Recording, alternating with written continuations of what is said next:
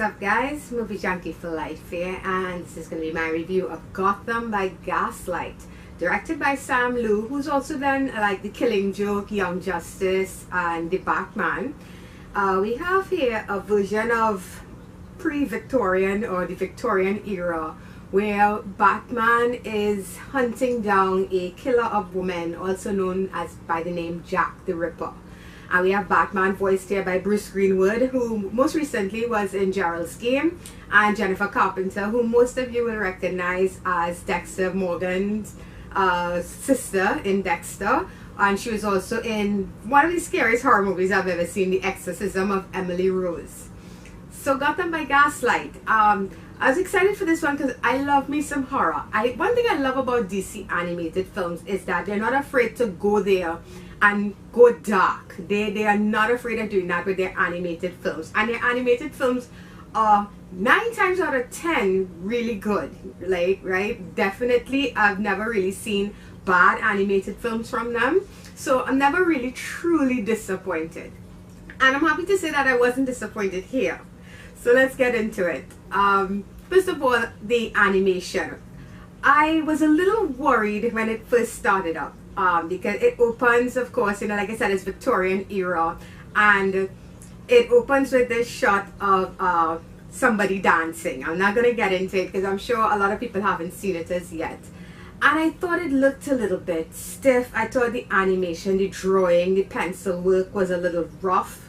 At first, I wasn't getting into that. I have never read the graphic novel that this is based off of, so I'm not sure if the animation style is exactly on point, but I was a little worried when I saw that. But I'm happy to say that I felt like it got better as it went along. I don't know if it's because I got accustomed to what I was seeing, or if it is that it truly did get better, but to me it felt like the animation got stronger as the movie went along.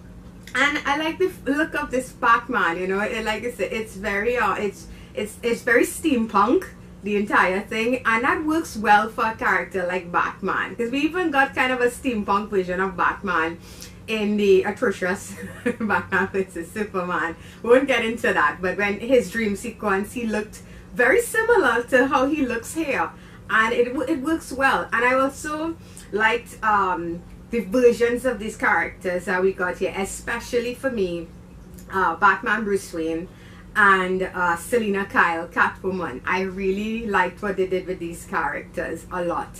The story, of course, being one of the oldest stories told, is the story of Jack the Ripper and who the Ripper might be.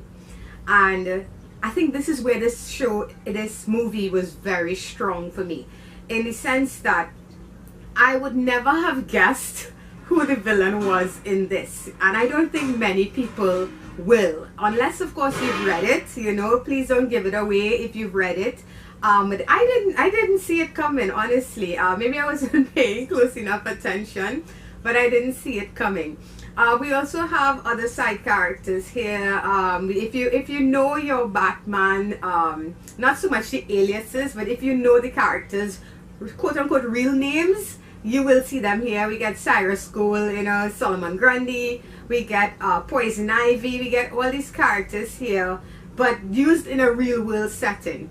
And I think it worked. My only real issue was the fact that I was kind of hoping for more with those side characters, just in the sense of more development. We do get Harvey Dent, and we're accustomed to Harvey Dent. Everybody knows who Dent turns out to be eventually. And we do see aspects of his two-faced character here, in the sense that he's a two-faced friend in this. But I was really hoping for a bit more, because I mean, Batman's rogues gallery is one of the greatest ever created. And the awesome thing with a character like Batman is you can believably take him and put him in these weird settings, and they work. This would not have worked well with, let's say, Superman or Green Lantern or somebody like that. It's just not believable. It doesn't feel grounded enough. But because of the fact that Batman is who he is, he's written the way he is, it's very easy to see him in these different types of eras, in these different settings. And I think with his rogues gallery, that's an awesome aspect of them as well. They would work well here too. You would find Joker fitting in perfectly in this crazy Victorian era where Jack the Ripper exists, you know, and Selena Kyle works really well. But so I was really disappointed. We get the Robins, but they don't really give us the Robins, so to speak. I was just expecting a bit more, and that's where it let me down. But overall, I really enjoyed this. I thought the voice acting was very good.